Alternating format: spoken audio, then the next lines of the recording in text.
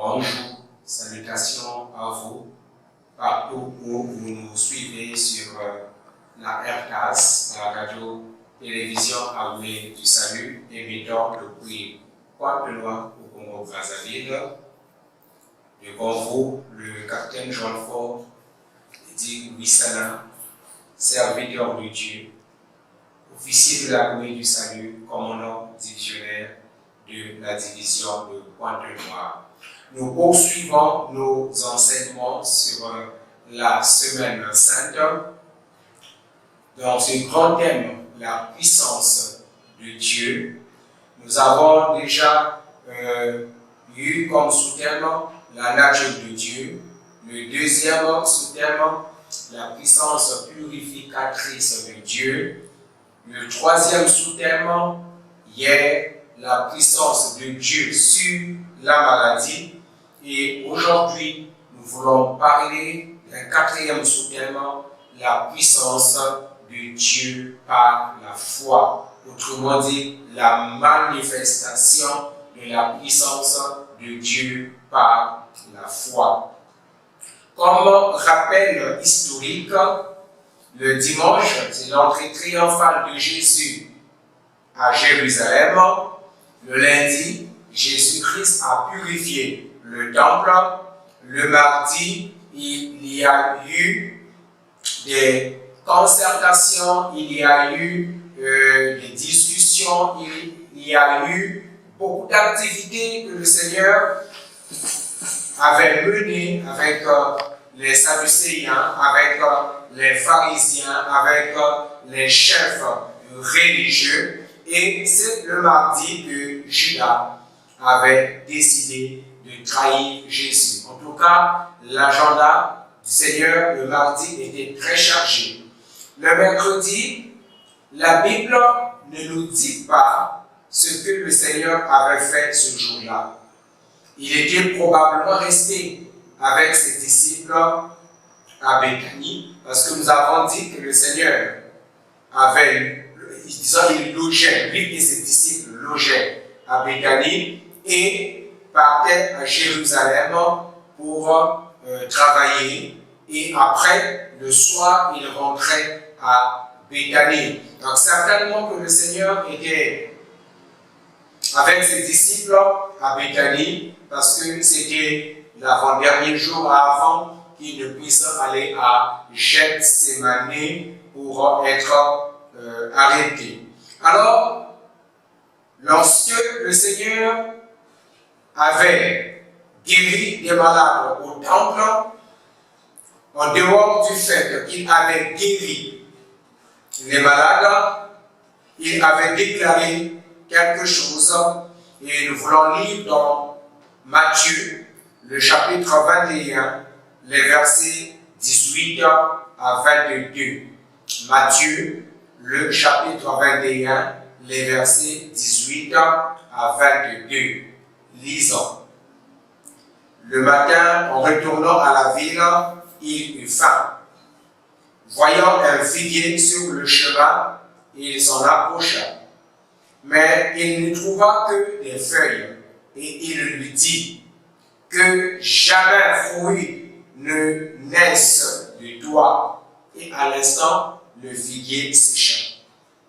Les disciples qui virent cela furent étonnés et dirent: comment ce figuier est-il devenu sec en un instant?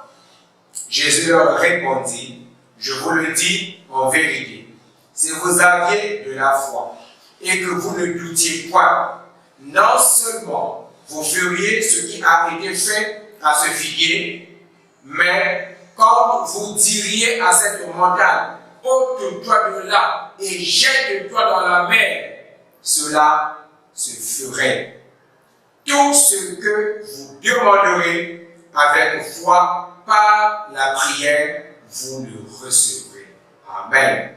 Tout ce que vous demanderez avec foi par la prière, vous le recevrez. Voilà pourquoi nous voulons parler de la manifestation de la puissance de Dieu par la foi. Avant de continuer, prions. Éternel notre Dieu, Oui, nous savons que ta puissance se manifeste par notre foi. Nous voulons t'écouter. Viens et ouvre notre entendement spirituel. Esprit Saint, esprit de connaissance. Esprit Saint, esprit de sagesse. Viens et parle-nous dans le nom puissant de Jésus-Christ. Amen. À maintes reprises, quand le Seigneur Jésus-Christ guérissait, il ne cessait de dire « Ta foi t'a sauvé. Ta foi t'a sauvé. » Après qu'il ait pardonné les péchés, il disait toujours « Ta foi t'a sauvé. » Oui, la puissance de Dieu passe par la foi.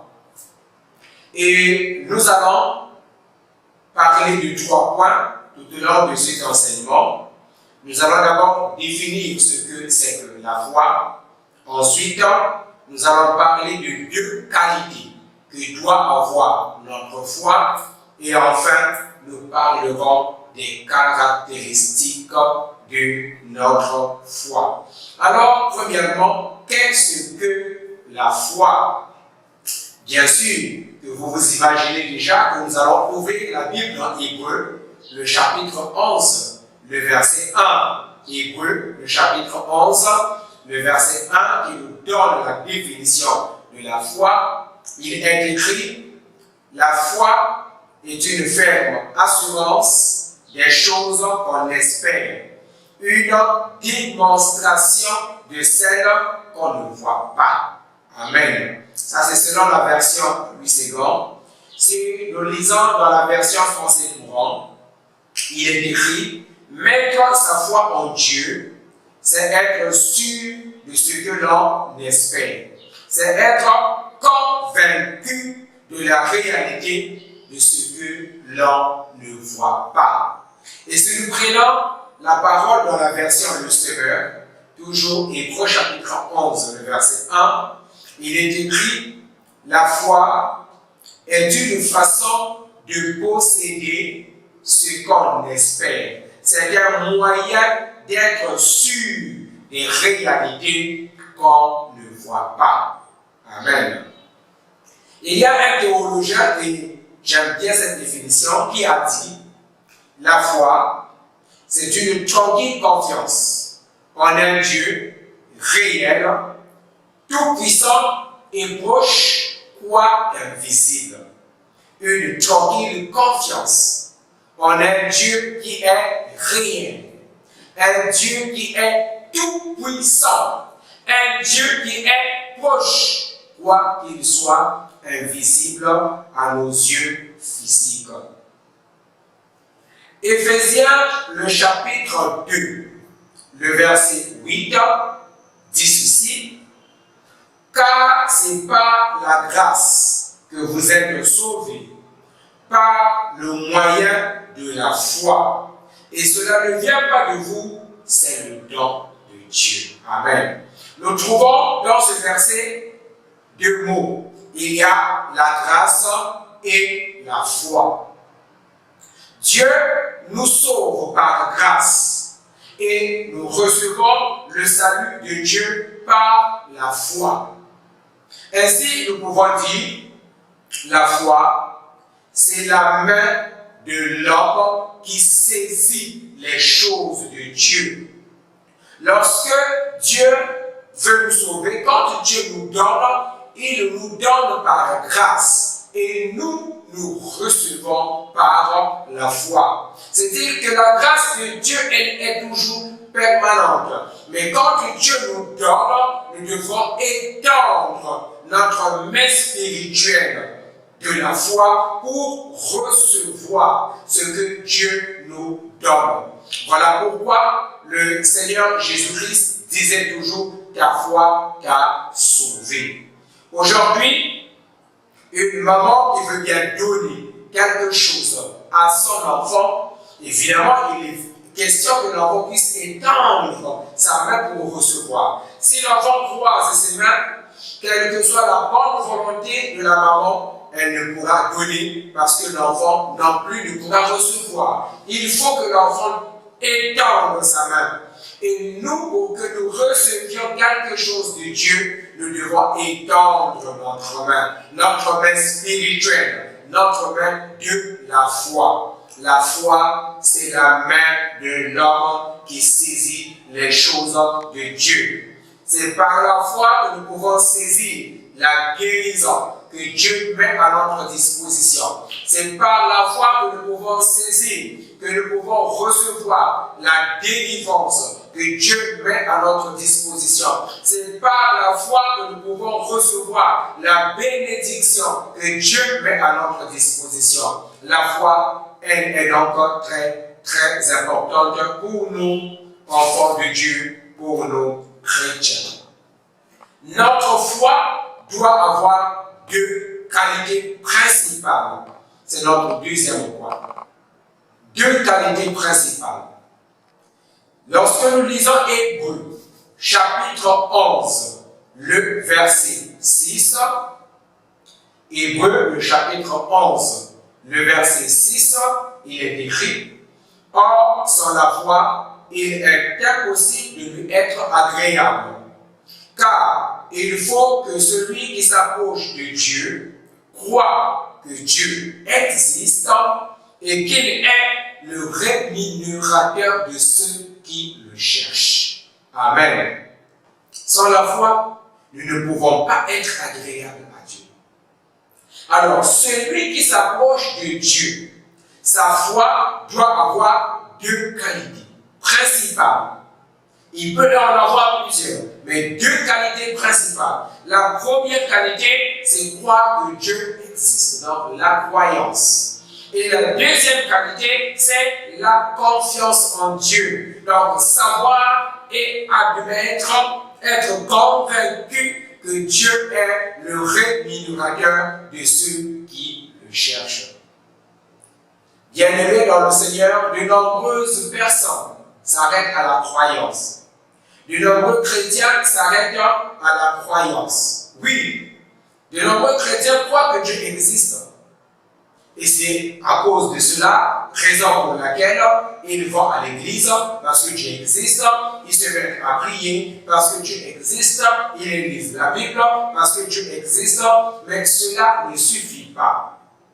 Car la Bible dans Jacques chapitre 2, le verset 19, nous dit que même les démons aussi croient en Dieu.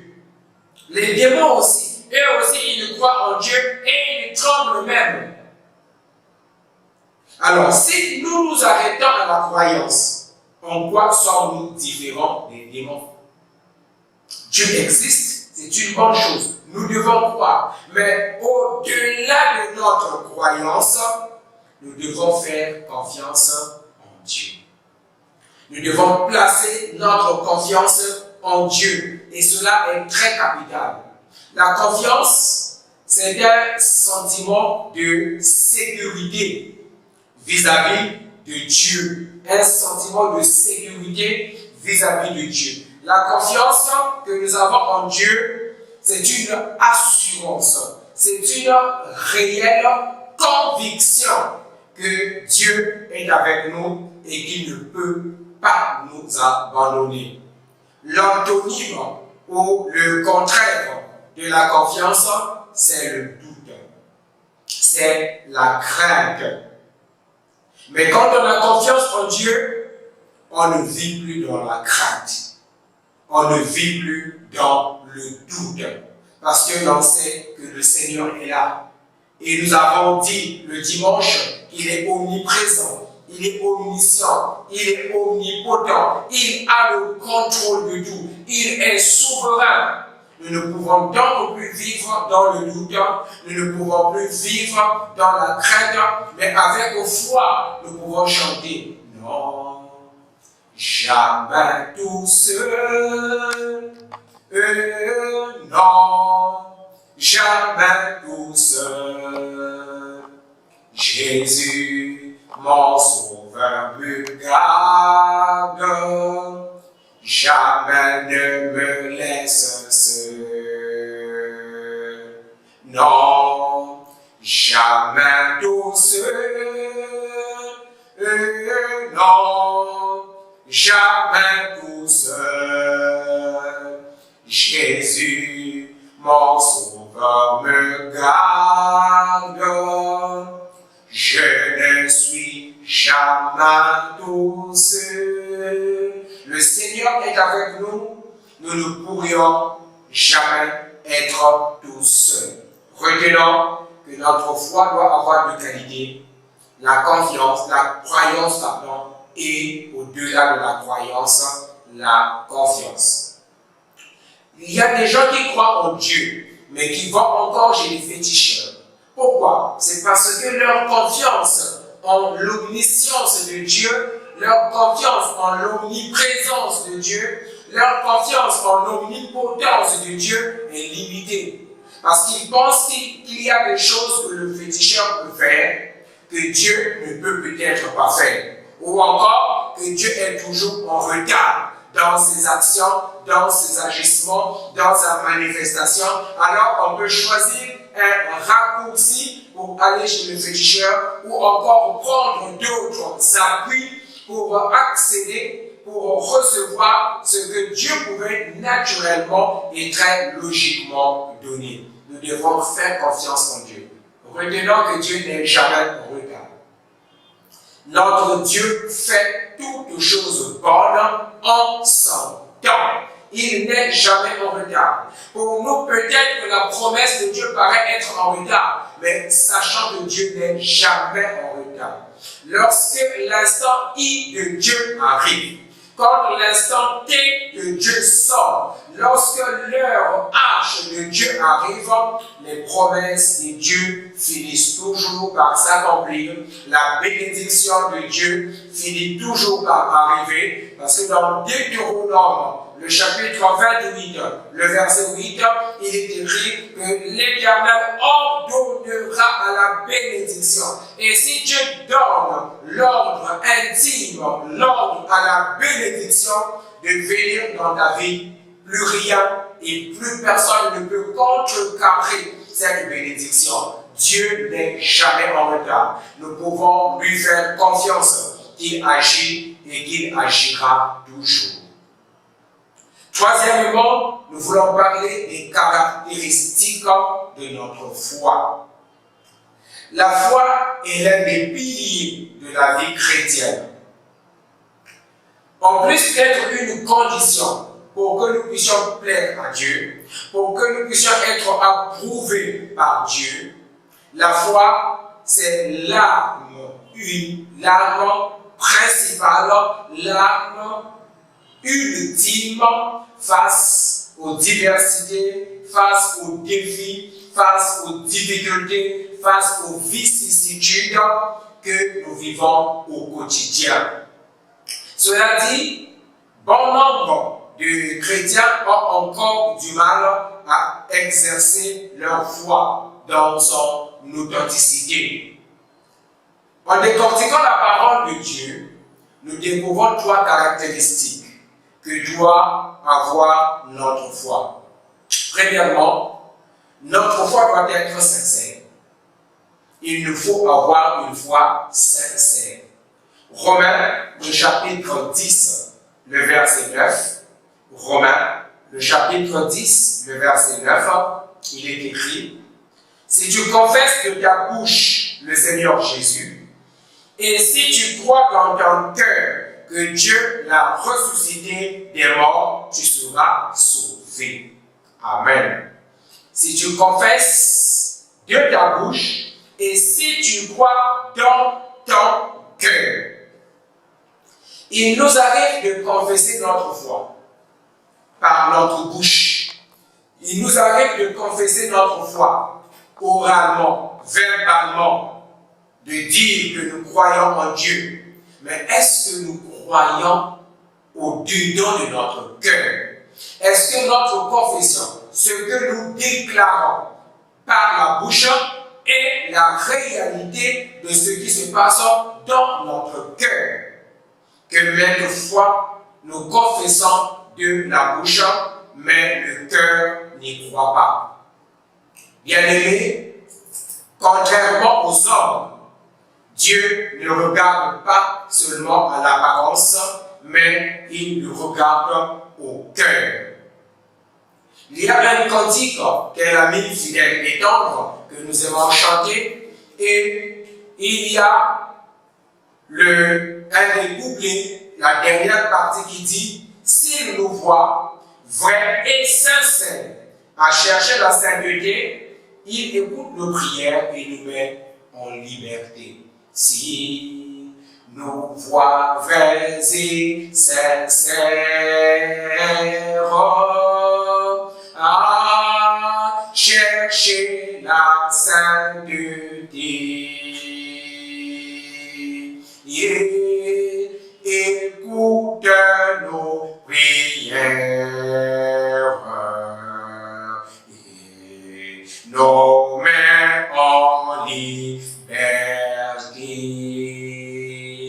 Nous devons avoir une foi sincère devant notre Dieu. La deuxième caractéristique, notre foi doit être violente. Nous devons avoir une foi violente. Cela peut paraître étrange que je puisse dire que nous devons avoir une foi violente, mais c'est bel et bien de ça qu'il s'agit. Parce que la foi, dans son authenticité, fait souvent appel à une certaine violence. Il ne s'agit certes pas d'une violence physique, d'une violence, je ne sais, verbale, mais une violence intérieure, une violence spirituelle due à un ardent désir de voir les choses changer, un ardent désir de voir la manifestation de Dieu, c'est-à-dire une détermination intérieure, un engagement intérieur, un exercice intérieur, un exercice spirituel de voir les choses changer autour de nous et de voir la puissance de Dieu se manifester. En effet, c'est généralement face à des circonstances qui veulent nous condamner nous-mêmes ou notre entourage que nous sommes amenés à exercer notre foi. Selon les réalités que nous rencontrons dans la vie au quotidien, dans la pratique de notre vie spirituelle, que nous sommes amenés à exercer notre foi. Nous sommes donc appelés à nous lever. Nous sommes appelés à faire face à l'adversité. Nous sommes appelés à dire non avec vigueur aux déclarations des ténèbres. Nous sommes appelés à dire non avec vigueur aux agissements des démons. Nous sommes appelés à dire non avec vigueur à ceux qui ne confessent pas la foi, à ceux qui n'est pas propre pour notre foi en tant que chrétien, à ceux qui ne confessent pas le nom de notre Seigneur Jésus-Christ. Nous sommes appelés à nous lever pour appeler à l'existence même des choses qui n'existent pas. C'est ça la déclaration de la foi. Une démonstration des choses qu'on ne voit pas. Même des choses qu'on ne voit pas, des choses qui n'existent pas. L'impossible, nous devons nous lever pour exercer notre foi. Cela demande une certaine violence spirituelle. Nous pouvons prendre une illustration dans Daniel, chapitre 3, les versets 14 à 18. Tout le chapitre, nous pourrions le lire en temps opportun. Mais ici, dans Daniel, chapitre 3, nous voyons trois témoins, Shadrach, Meshach et Abednego, qui devraient faire face à la statue d'or qui avait été érigée. Et il fallait bien qu'ils puissent prier cette statue d'or. Mais eux ont dit au roi Nebuchadnezzar, nous ne pouvons pas. Le roi Nebuchadnezzar, il dit, devant moi, Shadrach, Meshach et Abednego, vous devez vous incliner, vous devez adorer la statue d'or que j'ai érigée. Si vous ne le faites pas, vous serez jetés dans la fournaise ardente. Évidemment, le Shadrach, Meshach et Abednego pouvaient faire semblant. Ils pouvaient se dire, en faisant seulement semblant, c'est quoi? On va juste s'incliner. Même si en s'inclinant, au fond de notre cœur, nous n'allons pas prier cette statue, mais pourvu qu'on s'échappe de la fournaise ardente. Non. Dans la violence de leur voix, Shadrach, Meshach et Abednego répondirent. Ils répliquaient au roi Nebuchadnezzar. Nous trouvons cela au verset 16. Nous n'avons pas besoin de te répondre là-dessus. Au fait, notre réponse ne vaut même pas la peine. Voici, notre Dieu que nous servons peut nous délivrer de la fournaise ardente et il nous délivrera de ta main au roi. Sinon, sache au roi que nous ne servirons pas tes dieux et que nous n'adorerons pas la statue d'or que tu as élevée.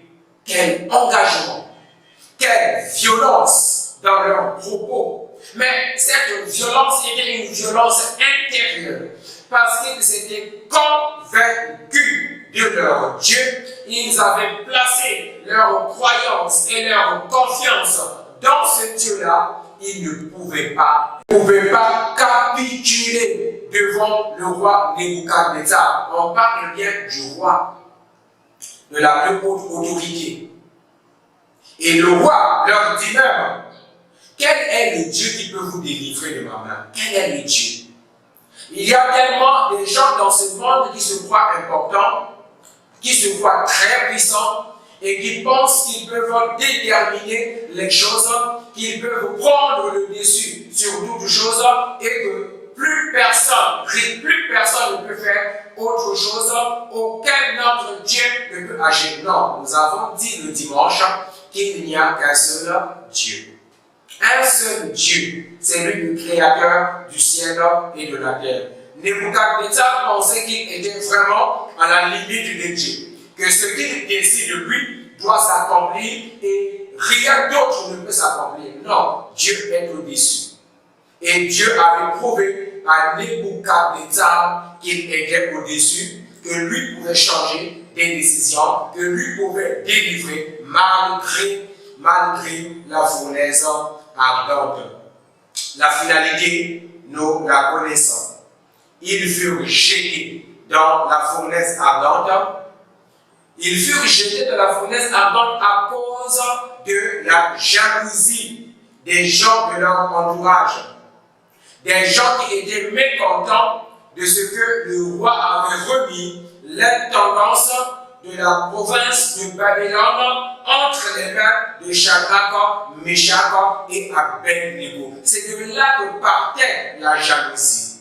Parce que Daniel avait conseillé au roi Nebuchadnezzar de confier l'intendance de la province de Babylone à Shadrach, Meshach et Abednego. Alors, cette promotion de Shadrach, Meshach et Abednego a attiré la jalousie envers eux. Et pour se débarrasser d'eux, par jalousie, les gens ont conseillé au roi Nebuchadnezzar d'élever une statue d'or parce qu'ils savaient que Shadrach, Meshach et Abednego devraient refuser d'adorer cette statue et l'occasion serait belle pour en finir avec leur vie. Non seulement pour qu'ils puissent quitter leur fonction, mais pour en finir pur et simplement avec leur vie. Et de quelle manière? En les jetant dans la fournaise ardente. Heureusement que Dieu envoya son ange dans la fournaise ardente pour délivrer Shadrach, Meshach et Abednego. 3 personnes furent jetées. Déjà, rien que des bourreaux, des gens vigoureux qui les avaient attachés à la lueur simplement de la chaleur de la fournaise ardente, ils étaient morts. Mais Shadrach, Meshach et Abednego, au milieu du feu, Dieu a créé une bouffée d'oxygène. Voilà qu'ils sont en train de se promener. Et de 3, ils étaient devenus 4. Lorsque le roi Nebuchadnezzar, il voit, il dit, mais c'est pas possible. N'avons-nous pas jeté 3 personnes? 6 rois. Mais comment se fait-il qu'ils sont maintenant 4? Je vois 4 personnes. Et la 4e personne ressemble à un ange. Alléluia. La 4e personne ne ressemble pas à un être humain naturel, mais à un ange. 3 personnes jetées. La 4e personne était là parce que Dieu ne pouvait pas abandonner Shadrach, Meshach et Abednego. Ésaïe, le chapitre 43, les versets 1 à 3. Ésaïe, le chapitre 43, les versets 1 à 3 disent: Ne crains rien, car je te rachète. Je t'appelle par ton nom, tu es à moi. Si tu traverses les eaux, je serai avec toi. Et les fleuves, ils ne te submergeront point. Si tu marches dans le feu, tu ne te brûleras pas. Et la flamme ne t'embrasera pas, car je suis l'Éternel ton Dieu, le Saint d'Israël, ton Sauveur. Amen. Notre foi doit être violente, parce que la réaction de Shadrach, Meshach et Abednego ne pouvait pas se faire dans la douceur. Il y a des choses que nous ne pouvons pas faire dans la douceur, mais avec un certain zèle, avec l'autorité spirituelle que nous confère le Seigneur. D'autant plus que le Seigneur ne nous a pas donné un esprit de timidité, mais un esprit de force, un esprit d'amour, un esprit de sagesse, comme Paul le dit à Timothée dans 2 Timothée chapitre 1, le verset 7. La 3e et dernière caractéristique dont nous voulons faire mention, nous devons avoir une foi victorieuse. Une foi victorieuse. C'est une réalité que la foi nous permet de remporter tant et tant de victoires. Nombreux sont les héros dans la parole de Dieu. Nombreux sont les héros dans notre génération qui ont accompli des choses grandioses parce qu'ils ont eu foi en la parole de Dieu. Il ne s'agit pas d'un fait révolu, puisque le Seigneur est le même. Hébreux chapitre 13, le verset 8 déclare: Jésus-Christ est le même, hier, aujourd'hui et éternellement. Dieu continue et va continuer à exaucer nos prières lorsqu'elles seront dites avec foi. Et nous continuerons à remporter des victoires par la foi si et seulement si nous apprenons à exercer notre foi. Des fois, nous avons la foi, mais nous ne l'exerçons pas. Aussi minime soit-elle, aussi petite soit-elle, apprenons à exercer notre foi. N'oublions pas le texte que nous avons lu, Matthieu chapitre 21, au verset 22, Jésus-Christ déclare: tout ce que vous demanderez avec foi, par la prière, vous le recevrez. Amen. Tout ce que nous demanderons avec foi, lorsque nous demandons avec foi, la puissance de Dieu s'active et Dieu répond à la prière. La foi en ce moment-là devient comme un déclencheur. C'est le déclencheur des miracles de Dieu, le déclencheur des prodiges de Dieu, le déclencheur de la bénédiction de Dieu. Nous avons dit que Dieu nous sauve par la grâce, Dieu nous donne par la grâce, et nous recevons par la foi en étendant notre main de la foi. Nous devons apprendre à exercer notre foi sainement et Dieu agira. Nous devons apprendre à exercer notre foi tranquillement et Dieu fera agir sa puissance. Dans Romains chapitre 1, le verset 17, il est écrit que le juste vivra par la foi. Et si la Bible déclare que le juste vivra par la foi, c'est sûrement parce qu'il s'agit d'un élément essentiel pour toute vie chrétienne authentique. Si nous voulons croître dans le Seigneur, nous devons apprendre à exercer notre foi. N'ayons donc pas peur d'exercer notre foi. Croyons en Dieu et faisons-lui confiance. Si nous croyons en Dieu et nous lui faisons confiance, il agira. Quelle que soit la situation que tu traverses en ce moment, Dieu te dit dans Ésaïe, chapitre 41, les versets 10 à 13, ne crains rien, car je suis avec toi. Ne promène pas des regards inquiets, car je suis ton Dieu. Je te fortifie. Je viens à ton secours. Je te soutiens de ma droite triomphante. Voici, ils seront confondus. Ils seront couverts de honte. Tous ceux qui sont irrités contre toi, ils seront réduits à rien. Ils périront. Ceux qui disputent contre toi, tu les chercheras et ne les trouveras plus. Ceux qui te suscitaient querelle, ils seront réduits à rien, réduits au néant. Ceux qui te faisaient la guerre, car je suis l'Éternel, ton Dieu, qui fortifie ta droite, qui te dit, ne crains rien, je viens à ton secours. Amen. Nous voulons chanter ce chant. Celui qui met en Jésus une pleine confiance, jamais ne chancelle plus, complète est sa délivrance. Par la foi, nous marcherons. Par la foi, nous triomphons. Par la foi, mon Rédempteur me rendra plus que vainqueur. Celui qui met en Jésus une pleine confiance, jamais ne chancelle plus, complète est sa délivrance. Par la foi, nous marcherons. Par la foi, nous triomphons. Par la foi, mon Rédempteur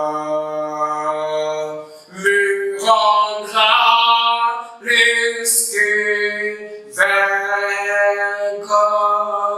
Dans les jours d'adversité, quand tu sens gronder l'orage, regarde en sécurité à Christ et reprends courage. Dans les jours d'adversité, quand tu sens gronder l'orage, regarde en sécurité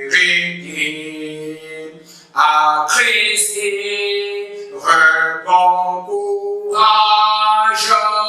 Par la foi, nous marcherons. Par la foi, nous triomphons. Par la foi,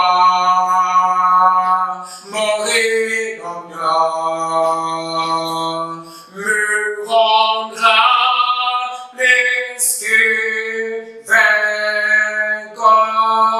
Quand Satan veut te troubler, enlever ton espérance, ton passé, te reprocher, que Dieu soit dans l'assurance. Quand Satan veut te troubler, enlever ton espérance, ton passé, te reprocher, que Dieu soit ton assurance.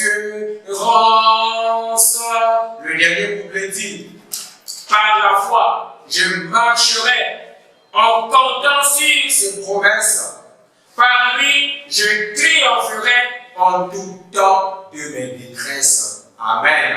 Par la foi, je marcherai en comptant sur ses promesses. Par lui, je triompherai en tout temps de mes détresses. Par la foi, nous marcherons. Par la foi, nous triomphons. Par la foi, mon Rédempteur me rendra plus que vainqueur. Prions pour terminer. Éternel notre Dieu, nous venons à toi en ce moment précis. Tu nous as déclaré dans ta parole que tout ce que vous demanderez avec foi, en priant, croyez que vous l'avez reçu et vous le verrez s'accomplir. Éternel notre Dieu, augmente notre foi comme tu l'avais demandé les disciples. Seigneur, augmente notre foi et continue à nous enseigner à exercer notre foi dans toutes les circonstances de la vie, dans toutes les situations, dans toute notre vie en tant que chrétien, devant toutes les situations auxquelles le monde nous sera confronté. Seigneur, aide-nous à ne pas capituler, aide-nous à ne pas céder, aide-nous, Seigneur, à tenir ferme, comme l'exemple de Shadrach, Meshach et Abednego. Viens, Seigneur, et fortifie chacune de nos foi. Permets que nous puissions croire en toi et au-delà, que nous puissions te faire confiance. Parce que toi, tu agis et tu agiras toujours. Augmente notre foi, Seigneur. Vivifie notre foi, Seigneur. Fortifie notre foi, Seigneur. Ragaillardis notre foi, Seigneur. Afin que nous puissions davantage, avec le regard de la foi, contempler ta croix bénie. Ta croix bénie. Ta croix où tu nous as acquis toute bénédiction possible. Merci Seigneur Jésus-Christ. Seigneur, que ta puissance, à travers notre foi, agisse, afin que nous puissions aller de l'avant, afin que nous puissions remporter des victoires, afin que nous puissions nous en sortir malgré la fournaise ardente, malgré les eaux du fleuve. Que ta parole soit oui et amen. Lorsqu'elle déclare, ne crains point, je viens à ton secours. Viens au secours de mon frère qui prie avec moi en ce moment. Viens au secours de ma sœur qui prie avec moi en ce moment. Viens nous aider, afin que tout au long de cette semaine sainte, que notre foi encore soit ragaillardie. Dans le nom puissant de Jésus, nous avons ainsi prié et avec foi, nous disons Amen. Merci, bien-aimés, d'avoir suivi cet enseignement. Nos enseignements vont se poursuivre demain avec un autre sous-thème, que la puissance de Dieu se manifeste dans chacune de nos vies. Soyez bénis au nom du Seigneur.